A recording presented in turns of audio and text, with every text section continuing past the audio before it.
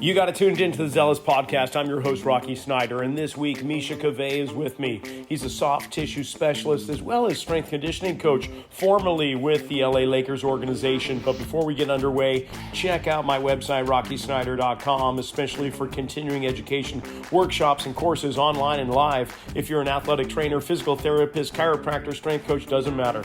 Also, check out performbetter.com. They've got a 3-day functional summit coming up this summer in Chicago in June, Long Beach in July, Providence, Rhode Island in August. Also in July is the NSCA's National Conference. That'll be in Kansas City, Missouri, July 16th to the 19th. Register at nsca.com. And hey, you're online, you might as well check out satantacollege.com. And if you're interested in a master's degree with them, just put in the code RS10, get 10% off today. And follow us on Instagram at Rocky_Snyder. Click the subscribe button. Here we go. Misha, I can't thank you enough for taking a little bit of time out of your day. When I started reading your background and what you've been doing, I found like I had a brother from another mother, and I just needed to Appreciate reach that. out. I did. I really just, I'm appreciating your work, and I can't wait to dive in a little bit deeper. But before we do that, maybe just give us a little background about your career path, how you ended up with the Lakers, what you're doing now. Yeah, thank you so much for having me on. I really appreciate that. I can't wait to share my story with you. Started as I was the athlete. I grew up in London, England, and I wanted to maximize on my sporting opportunities by moving to America, Los Angeles. Um, I wanted to play in the NBA, obviously, as everybody dreams of doing, but that fell short pretty soon when I hit the junior college level. It's just very tough. But I was always that gym rat. Always, loved working out. Like the coach, wanted us to, where not everybody did. So I was very good with that. Big shout out to my coach back in London who already exposed us to weight training and a lot of plyometric track and field work. So I had that in my body to always be physically training and trying to outwork people, idolizing Kobe at a young age, already planting those hardworking seeds in me. Um, so, it was kind of like, I was that gym rat guy, but not good enough to play. But then when it was like, okay, well, I don't really want to just sit on the bench and I wanted to be exposed to basketball at a high level. Therefore, instead of going to a Division 3 or lower level school, I wanted to uh, quote unquote intern or yeah, whatever you call it, be a student volunteer for a high level D1 and therefore learn the ins and outs and nuances of the high level. Plus, it was just all this the politics of coaching and all that. Just as a player, it was just very, it was just beating me down. Like, oh, I keep recruiting these players, and you get no playing time. So, that was my decision. I wanted to get into coaching. So first off, it was getting into coaching. But one thing, as I went to a Division 1 mid-major school and got to learn from them, which was pretty cool. One thing is, I always believed that coaches should have educations in sport, a background in education in sport, which is astounding that in America coaches do not. So therefore, it was natural that, okay, I'm going to do my kinesiology degree and learn about the sciences and all that. That started to really intrigue me because I was just like, oh, this is interesting. Working at a high level Division 1 basketball team was good, but it was not so much my cup of tea. As I was sort of figuring out in my last year of where I'm going to go, and I was like, okay, let's maximize on all your opportunities. I had some time, so I was like, let me intern in the strength and conditioning department just to kind of get exposure to that. Because if I really want to be a good coach, I might have to design a strength program. So I should probably know what we're doing here. It was that internship that actually kind of swayed me. I was like, oh, this is where I want to be. I need to be in the weight room, not necessarily on the court. I think this is where it suits me more. So that kind of that from there took off, and after school, I just did a quick little Equinox stunt like we all do, which was rough because our location was very sales heavy oriented and we had a very young fit population and I just my style of training did not fit in. But that's where the door kind of turned there too, because the most successful trainer there, and the one who was also leading our in-house education, she was really good with injuries. And she was like, well, if you want to be, good with clients, you got to be good with injuries. So that's what I was like, oh, okay. All right. And she knew this guru who was actually pretty influential to me. Goes by the name of Dr. Peter Rouse. He's a New Zealandie. I think he's now either in Switzerland or New Zealand, but he traveled around the world doing, working with various athletes and rehabilitating people, mainly through strength and conditioning and manual therapy. His background was in exercise phys and all kinds of stuff. He had multiple degrees. Very, very smart guy, and one of the out of everything I learned from him has really stood the test of time in terms of all these things I'm learning today. So highly influential character. She learned from him, and I would end up reconnecting and working for that guy later down the line, which therefore fueled this knowledge of neurology and nutrition and basically a lot of the holistics. So again, this is all planting the seed of not just to be a trainer, just to lift weights and go home, but to really start thinking of how do we construct a better human body, and that the human body is kind of fragile. And if you train it, you can really do it wrong. You can either do it the right way, or you can kind of do it the wrong way, which was where a lot of trainers like, yeah, whatever. They didn't care about the message. I cared about that message. I got let go from Equinox, wasn't good with sales, so that chapter ended. And that's when my buddy hit me up and said, hey, do you want to be a ball boy for the Lakers? Well, it wasn't even the Lakers. It was with their minor league team at first. So I was unemployed. I was like, yeah, of course, get me on. And it was during the lockout year. So the Lakers were sort of at a halt, but then they went back into, NBA season opened up, and through the staff being around and seeing me kind of like hustle my butt around during the development league games, they're like, oh, we like him. Let's move him. Let's bring him onto our squad. So it's like I immediately got hired by the Lakers, but usually you have to put in your time with the minor league for at least a year or two before you get out. But I got very fortunate. This was great. This was my foot in the door. I was prepared for the grinding work because I had kind of done that at the Division I level, but now you're at the glamorous professional level. So yeah, sure, I'll serve water and towels, and I'll do all these laundry and all these grinding things. So that was I had to do. I did that 5 years, the equipment manager stuff. But that was my ticket in, and I was like the lead equipment manager within a year. So that gave me the close access to Kobe, close access to the training staff, because this is where, again, I was like, all right, you can now kind of pick brains and find out of opportunities and learn different things, which I did. So, we had back then, things are very different now. There's so many more staff these days. You have probably like not only one medical staff per player now, but up to like multiple medical staff players per player. It's crazy. Back in those days, there was 5 for the whole team: 1 strength coach, 2 athletic trainers, a massage therapist, and a PT. Everybody, including the strength coach. So the massage therapist was a PT, the strength coach was a PT, and then we got the 2 ATCs and a PT.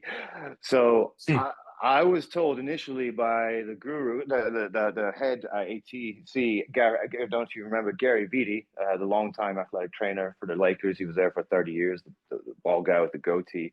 So yeah. He was actually pretty awesome because, he did mentor me a little bit, called me into the office and talked about, hey, what do you want to do? Where do you want to go with this? Because he saw like, I'm serious. And to be honest, not many people will ever do that in the NBA. And the fact that the Gary Vitti did that for me is huge. Contrary though, he was a little negative. He was like, I don't think you'll work here unless you're an athletic trainer. He thought he's like, the only way you'll be able to work at this level is if you are familiar with injuries. That has now definitely changed because in those days, it was a very, like I said, athletic trainer minded league. It was like, oh, we need lots of athletic trainers. We need lots of athletic trainers and PTs. Now that's completely changed. You have your ATCs, you have your PTs, and then you have your strength staff. They're very sort of almost divided a little bit because they want their own sort of security and whatnot. Back in those days, it was more like, no, we need a very unified staff. My thought process was this. All right, well, I'm not going to go back to school, get ATC certified. It's just too much. Sure. He didn't understand that he was, he thought I could just do my hours there, go to school and get my license. No, it's way more work than that. But my thought process was if I get my massage license, then I can do all the hands-on rehab. And if I know the training, then I can pretty much do the rehab training. I just don't evaluate, and that's cool. I don't really care about evaluating, but I want to fit in with this sports medicine setting. So that's what my goal was. And not included the massage therapist, who was also very he was very kind in terms of giving me advice. He was from Finland. Kobe really liked him, and he had an off-season training business. So he's like he was multiple certified, and that again, that just gave me this thought process of having multiple skills is only going to give you more value in terms of what you do. Um, but there was a genuine love for that as well. It wasn't just like, oh, let's just get some certifications just to have. No, I really actually was like, no, I want to be able to like heal, touch the injury, and then let's move and get better through it. I like the having that hybrid skills.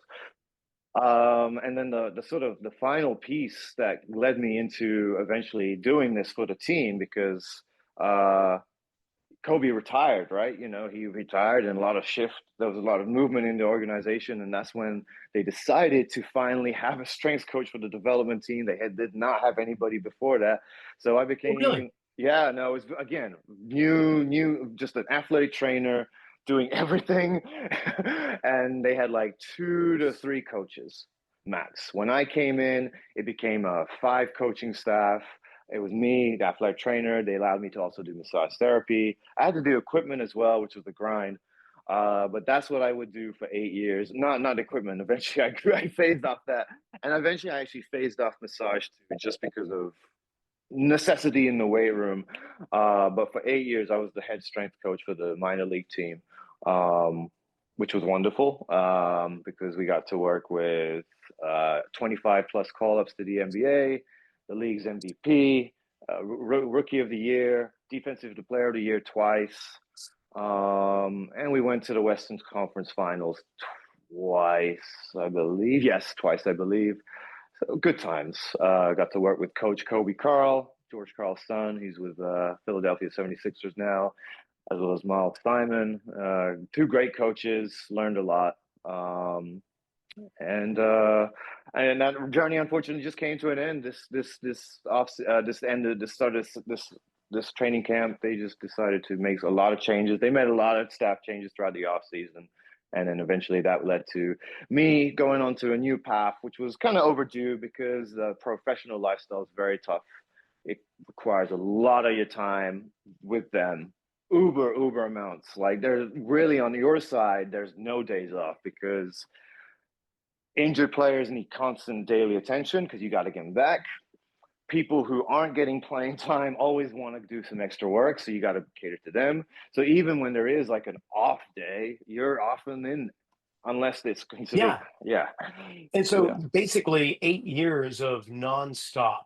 I mean, of course, there's a little off season. You can come up for a little bit of air, but mainly this, as nice as of a romantic idea of working for the pros is, there's the other side that you're saying right now. yeah. Missing so many events where after so many years, you're kind of tired of it. You're like, I want to spend time with my family and my friends.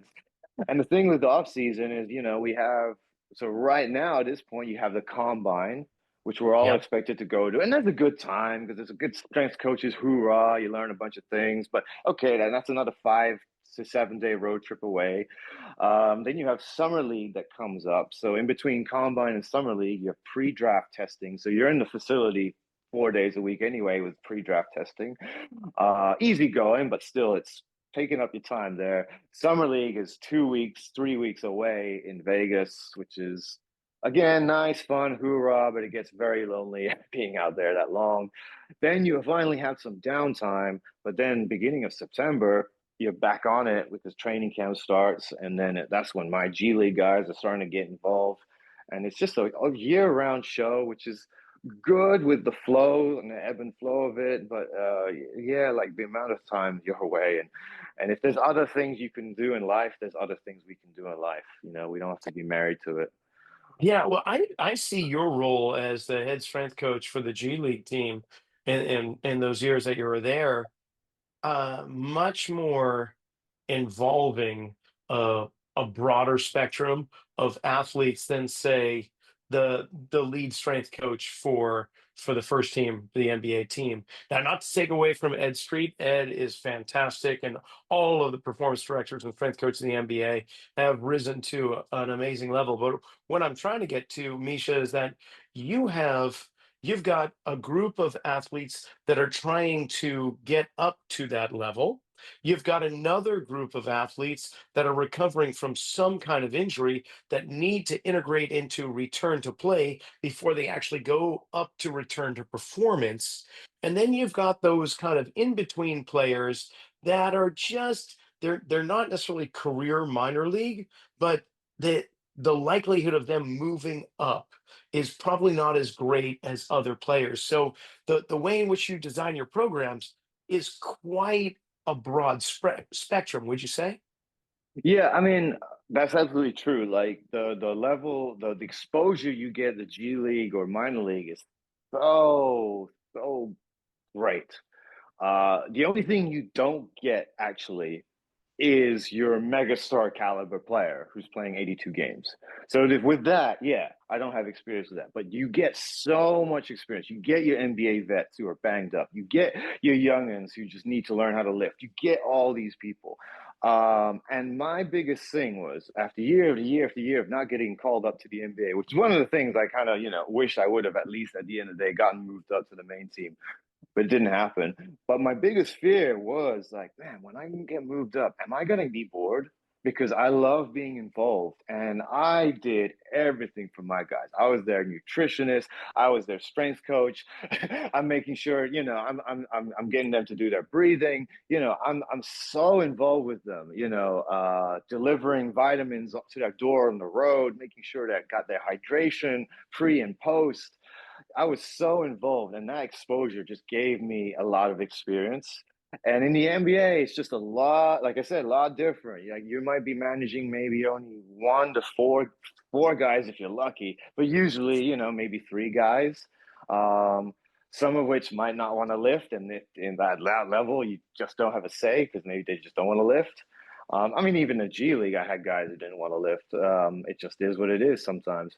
And then with the 82 games, you really have to tailor back, step back, and be like, all right, I got to make sure he's ready to play. Where in the G League, we had at least like half a week to kind of rev them up and get a little post activation potentiation, if you want to use the correct words, to get them kind of ready for the game. So you had that sort of leeway. Now, in terms of how broad the programming is, that's a tough one because again, I'm having up to five guys in the weight room at one time. And this is where the saying goes: logistics sometimes trumps physiology. You got to do what works. Not to say that my programs were cookie cutter. I'm making adjustments for each person or saying like, no, you need to do this. But generally, we had our day where we're going to do our this patterns. Day B, we're going to do this patterns, this patterns. Day C, this patterns, and you just kind of make it work. And some people get a little bit more based on their abilities. Some people get a little bit less. And you just make Now, it work. when you say patterns, I'm kind of curious. Mhm. And one side of my head is going, okay, patterning being one day we're going to do bilateral, another day contralateral, another on Sure. unilateral, or is it going to be patterning in terms of sling effect? Like what patterns are you Good talking question. about? So at the time, and I still kind of follow this regimen, but I was following Ed Straight's, the head strength coach's regimen of day A, B, C lift. He was pretty laid back. He's like, you can do what you want, but I kind of want these main lifts done. I'm like, fine, okay, I can work with that because I can tailor and make sure you're getting all these other checkpoints as well while we're still getting these lifts. And it's just basic, he wants a day a squat with a hamstring, a day B, a lunge with a hinge or RDL, a day C, a bilateral hinge with like a lateral lunge. Okay, and you could spice it up and mix it around, but they're basically as opposed to sort of your typical hips and hammies kind of day or back and biceps. It's more multi-planar, multi-muscular because, again, you may get a guy once or twice a week to lift because of the game schedule. Therefore, you want to hit as many of those sort of checkpoints. That was their philosophy. Kind of agree with it at that level. Yeah, it was so sort of like lift game. It's hard to really overload tissues and really go for adaptations. So you kind of wanted to make the lift a little bit more general. Where I spice it up, I make sure I get all my slings with my core work. I make sure with every day we're covering we're covering some sort of core conscious ability of triplanar with a sagittal movement, a frontal movement, transverse, maybe it's a little bit of a sling, cross, multiple directional. But I'm trying to find that and dial that in every single workout as much as I can and make every single workout a bit of a teaching experience of how you can move through three-dimensional space. And let's add some force to it. There's nothing wrong with doing that. But I think the body reacts best if we kind of mix things up together.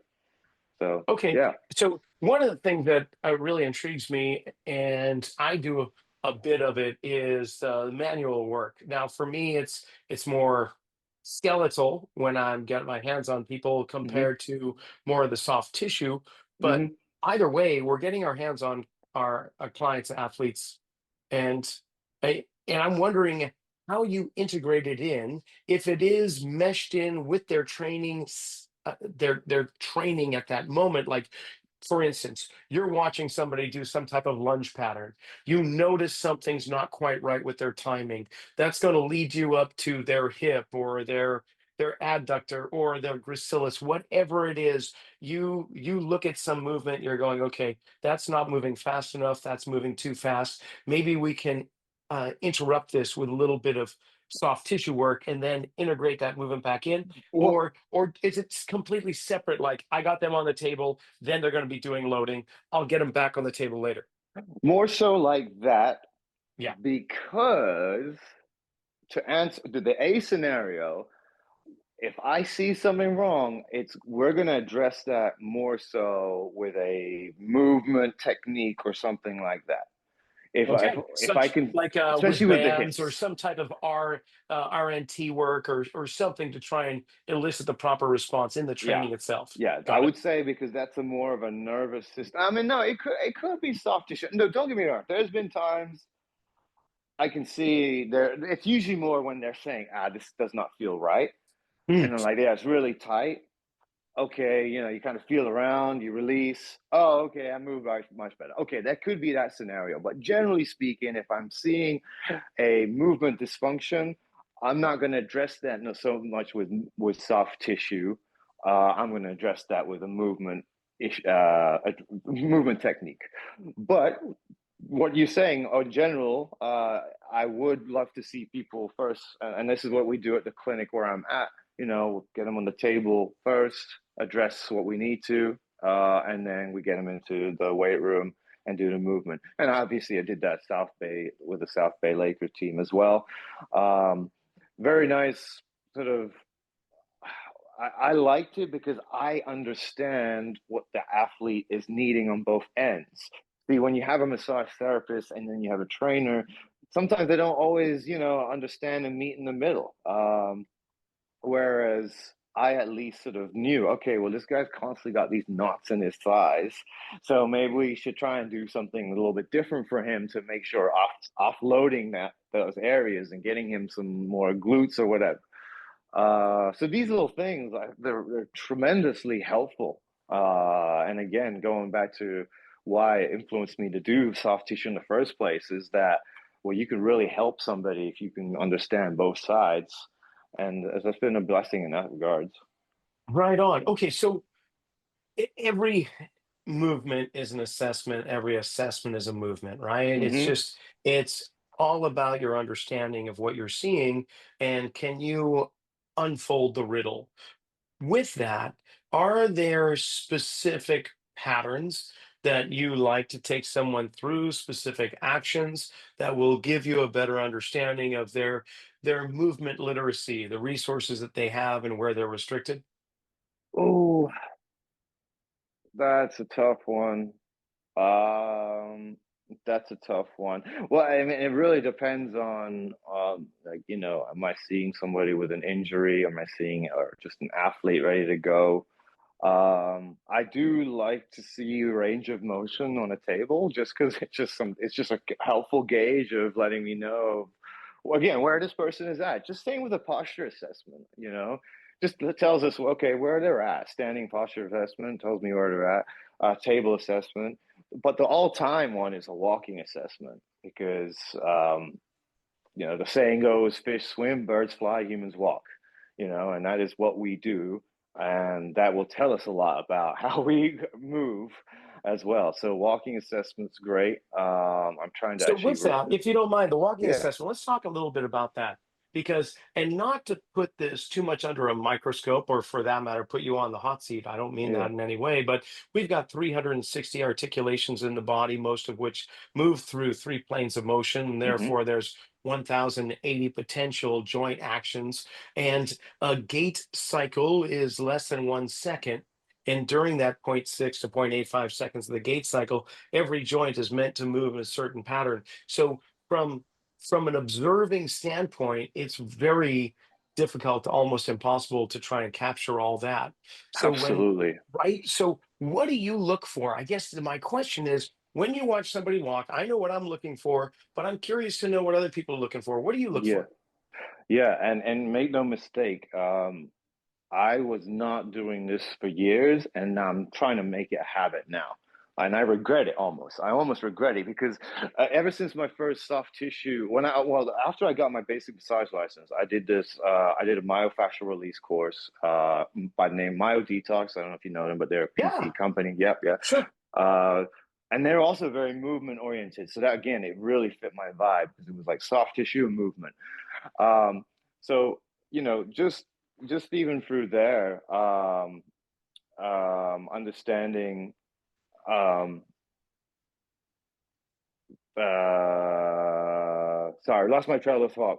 Like What was your gate type. Well, question? What I was your will say question? this, just while you're thinking about it, Myo Detox, for those not familiar, you should definitely look it up. They're starting to expand across the country with the Huge. help of my mentor, Gary Ward, who is part of, Yes. he created Anatomy of Motion. He developed the flow motion Yeah. Yeah. model, Okay. So which is all it was about about every walking. articulation. So Yeah. I knew we were talking Yeah. about very similar things. So So go for it. yeah, no. So the main thing we learned there, because he learned from the same person, what you're talking about, Gary Ward, was you got to do a walking assessment. And I wasn't even doing it much at first, but nowadays I'm doing it all the time.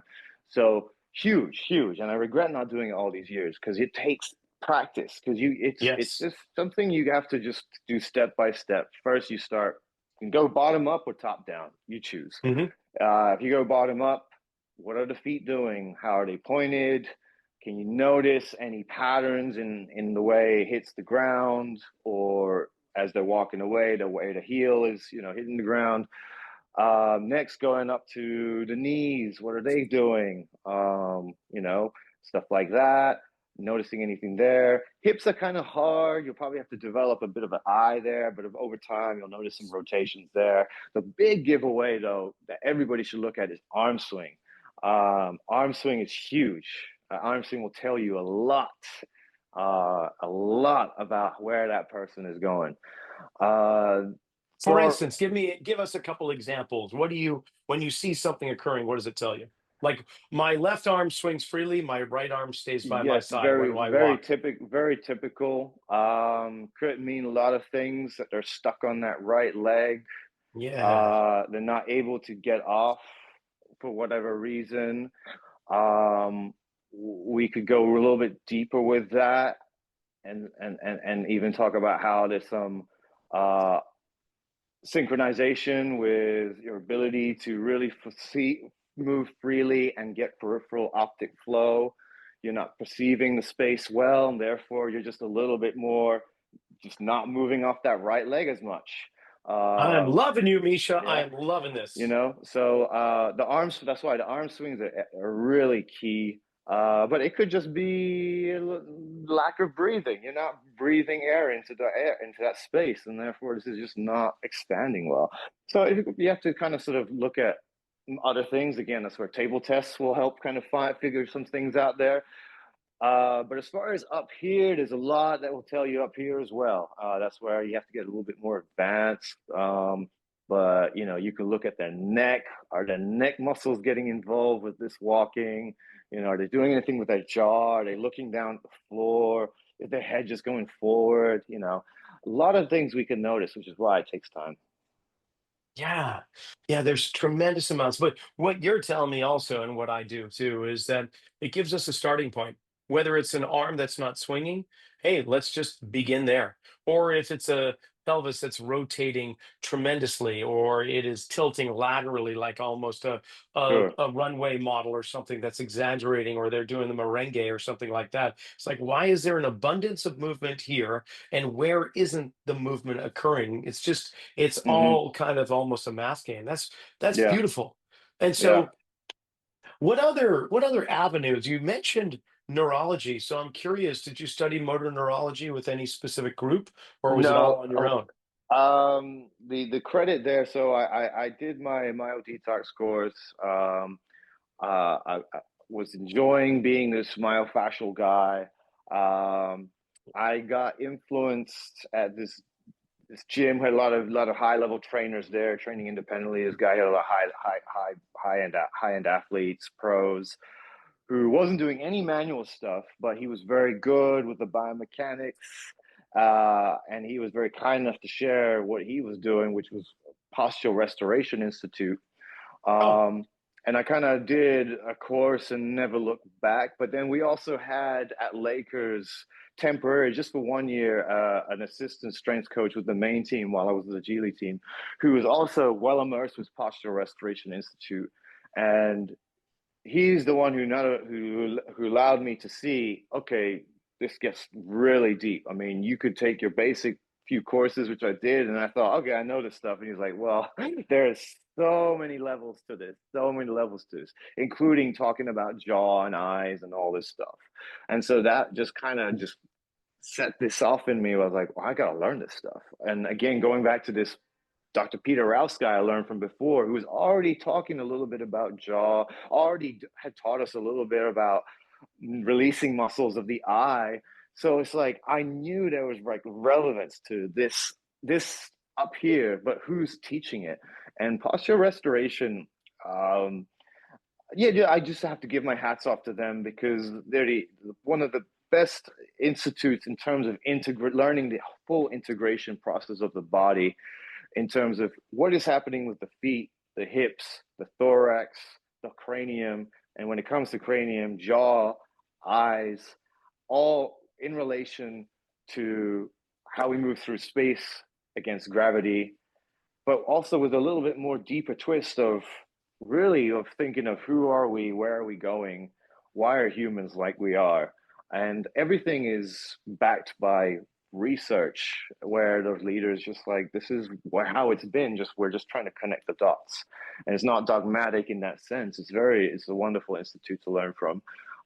Is it neurology? No one claims anything with neurology. It's just it is the nervous system, and it is a functional approach to the nervous system because this is how we manage walking, standing, all of that stuff. well, now you're beyond pro sports. You've left the organization of the Lakers. Give me an understanding. You've already mentioned you're at a facility or clinic, and you're seeing people that have potentially chronic or acute issues, and then you're also seeing athletes. Like, Mm-hmm. where's your life now? And because I gotta say, most of the guests that I have on, there have been several that have left professional sports, and most of them are still within the realm and the industry. But life after pro sports is kind of an interesting topic. Where do you find yourself? Wow, that's a great one. I'm not gonna lie. Like at first, there was always this question of what's next because I knew I wasn't going to move to a different city to pursue this dream. I knew I wasn't going to do that. That did not equate to happiness for me. Because I know how the NBA is. I'm like, that's putting all your eggs into one basket. Your wife's not going to be happy. You guys are going to be lonely in a new city. You better love this team. Your head coach better be someone you enjoy working for. Otherwise, you're going to go into work, not be happy, be in a city you're not happy. And at any point, the coach and the whole staff could get fired, or GM could wake up and be like, "I'm done with you guys." So I'm done with that. I'm not doing that. I'm staying in LA, and if LA or the Clippers don't want me, Lakers Clippers don't want me, that's it. So there was always this question of what next. And when I did get let go, at first there was a bit of like just a sort of scramble to kind of find your feet, which I definitely have done. But I want to put it out there that it is a bit, after a certain few months, there definitely was that sort of feeling where it's, I don't know what if it's not bitterness, but you miss it. You miss certain things. And it is hard. It was like, yeah, it's hard to watch the Lakers and root for them. I mean, I did not root for them. I'm not gonna lie. Um, things like that. But even watching it, you just see certain things like pregame routines, those special moments with players, which develop so organically. Those things that you'll never get back. I mean, obviously you don't miss anything else, and you're glad to be at home. But I'm not going to say that you never look back. Obviously, there's certain things that you look back and you're like, that was a really good time. Um, but right now, like, yeah, like I work at a performance gym, D1 training. It's a chain. They're right next to my house, and they helped get me going. To be honest, like when I was like, all right, you got to get yourself moving. You can't be stuck in the house. I walked down the street to the performance center. I was like, hey, why not? And that was a really nice sort of just way to just be involved with youth athletics. And actually, it's gotten me exposed to different sports because all this time it was basketball, basketball, basketball. And now I've done lots of football and different baseball and soccer. And that's been really cool. I wanted to always be involved with different sports and have a different thought process, figuring out process. The job I cherished or enjoy the most is being at this clinic. It's called Elite Performance Clinic. With my guy Adam, a basketball trainer who has a lot of connections, and even the PT side does things really well. And I'm respected well there. I get to do how I have to operate how I like, and it's really good because I am working with high level athletes and or if not people with pain, and I enjoy both either way. I really, I enjoy healing. It is kind of what I feel like I'm meant to do. But then otherwise, there's I also coach basketball at Santa Monica College because Oh, you do? stability is a good thing, and can't just didn't want to do independent work solely. I've known the coach. I went to Santa Monica College, and I know the women's coach there. She's been there forever. It's a So great campus. I love that campus. yeah, yeah. So great, good memories there. I was there forever for like 4 years. Actually got my feet wet in coaching there. So I'd already known the women's coach. He'd mentored me a bit, got me some advice, and got me going. So this was basically me making a call saying, "Hey, I'm looking for work. If you know anybody." And she was like, "I actually need somebody." And yeah, great place to work. So very blessed just to have some stability and some flexibility there. But I also get to do the independent stuff, the stuff that I like. And I'm just doing lots of different things. And where's your curious mind taking you in regards to future learning and knowledge and education? Is there any place in particular? You've mentioned several, myodetox, PRI, and so on. Yeah, Anywhere else? well, Detox is kind of now a corporate chain. They no longer educate outside. They're just educating people who are going to work for them. But they are, and I don't know if you noticed, the lead founder Vin now even co-teaches with Gary Ward. So if Yeah. anything, they're more adopting Gary Ward's stuff and infusing it with theirs. So I actually have looked into Gary Ward's because I've actually done his foot course already. Oh, Um, good. Myodetox did their version of it. I did theirs first, and then I wanted to get a better understanding because it's just so much detail. So I did Gary Ward's. Um, Shout out to that program because you can do it all online. I mean, Yeah. geez, what a blessing. And I spend a lot of time in my car these days, so I need learning stuff in the car. So I'm torn between them and or just diving further into PRI. Like I'm just I hate to sound biased, but their stuff is so deep in the sense that you've got the webinar videos, the hundreds that have so much detail. You've got 10 plus courses. You've got the basic courses that really need to be re-understood. And when I said 10 plus courses, each course has its own manual that needs to be read, like a thick manual. And I'm out of the 10 courses I've done, I've at least read 3. So I've got a lot of Wow. reading to do there. Um, there's just so much stuff to pick up. It's really an intriguing course. And again, very much like the blueprint of the human body, where if you understand that blueprint, when you see newer ideas and different philosophies come, you have a better understanding of, okay, that's something I could really adopt. So that's why it intrigues me so much and again, if they're backing things up with research articles, let's go. It's all science then, right? That is fantastic, Misha. Okay, so I would love for people to begin to follow you. Obviously, LinkedIn is a great place, but what about other channels like Instagram or X or anywhere else? Do you Yeah. post information?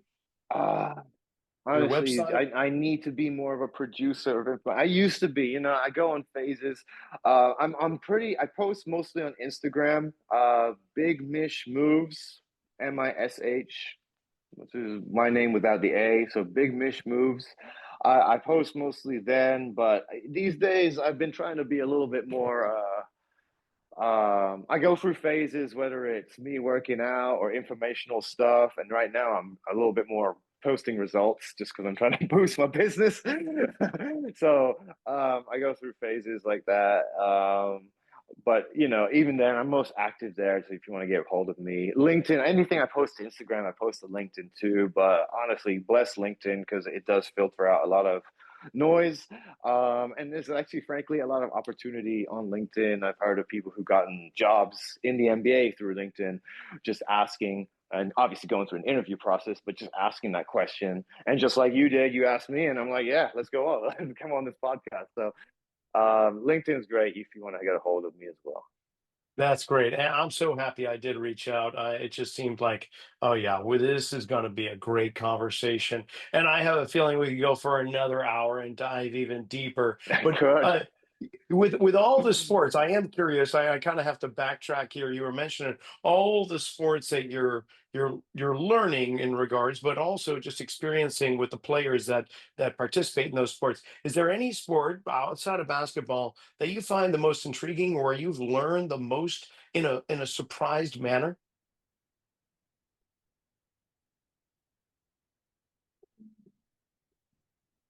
That's a tough one. I do see a difference.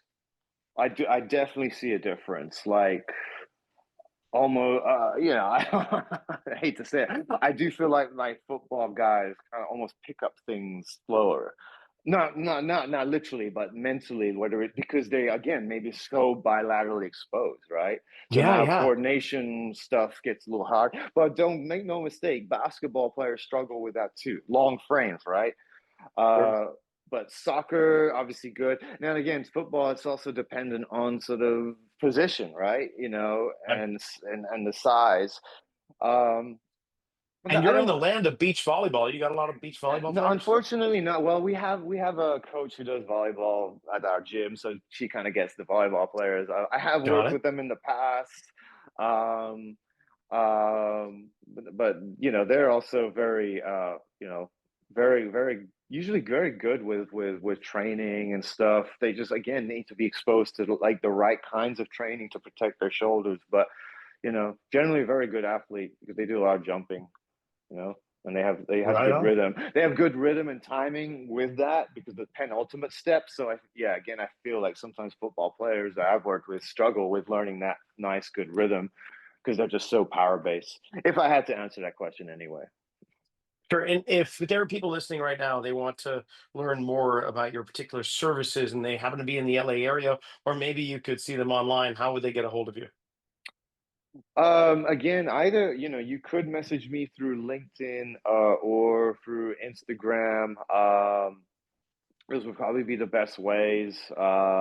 If you wanted to drop my email down, it's mishac23 at icloud.com. That's how I usually take any consultation requests or anything like that. But yeah, I'm very much, that's what I do is I see people with pain and a lot of complication issues. I try to tie things together with them. All right, what needs to be released versus what exercises can we give you to provide that relief instead of looking for, I guess, constant release. Where some people are like, I've been going to the chiropractor, but my neck keeps hurting. No, something like that, those kind of stories. Generally, that's who I tend to see. Yeah, I do see athletes in training, but that tends to be just at the gym only. And I don't tend to do more training and independently, just more so focused on injury stuff and getting people back to function and back to play. That's some of the most powerful stuff, isn't it? Just love that. Yeah, Like yeah, to change people, to give them hope, and to yeah, see them do things that they weren't sure they could do ever again or for the first time. I mean, that's what a gift to give to others. So, yeah, yeah, I love it. Misha, this has been great. We're kind of up against the clock here, but yeah. I'm I always understand. open to a follow-up conversation somewhere down the road for sure. I know you're going to end in good areas and good locations just by what you're doing now. So thank you so much for coming on. No, I really appreciate you for having me. I love talking about my journey and what I do, and it's amazing that somebody's asking these questions who has such a good understanding as well. So it's all great. It's all been great. I appreciate you having me on, and anytime I can come talk about stuff, I'd love to. Man, that was a great conversation, and I'm sure to have Misha on again. But if you want to follow him, be sure to check his page out on LinkedIn and check out my website, rockysnyder.com. We've got a whole bunch of things there, including wedge kits, blogs, podcast archives, and a whole bunch more. Be sure to meet me in Providence, Rhode Island this August when I'll be presenting with Perform Better in their 3-day functional summit. Just go to performbetter.com to register. And this July, join me at the NSCA National Conference. I'm putting on a 2-hour workshop on open and closed chain foot mobilization and how to create your own movement screen for the general population. July 16th and 19th, Kansas City, Missouri, nsca.com. In the meantime, have yourself a great week.